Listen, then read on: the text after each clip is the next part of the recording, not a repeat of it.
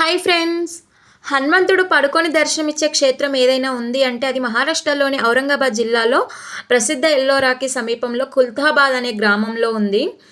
అయితే ఈ దేశంలో అరుదైన హనుమాన్ ఆలయం. ఇక్కడ పెళ్లి కాని వారు పూజిస్తే ఖచ్చితంగా పెళ్లి జరుగుతుంది అనే ఒక భక్తుల నమ్మకం అంట. ఇవన్నీ హనుమాన్ అని, బజరంగ బలి అని, మారుతి అని, అంజనీపుత్రుడు అని చాలా రకరకాల పేర్లతో పిలుస్తూ ఉంటారు. హనుమంతుడి గుడి లేని ఊరు అనేది ఉండదు.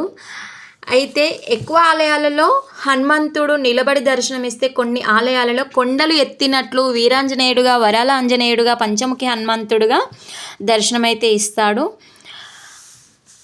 ఇక్కడ ఆంజనేయుడు స్వయంభుగా వెలిసినట్లు అయితే స్థానికులు చెప్తున్నారు.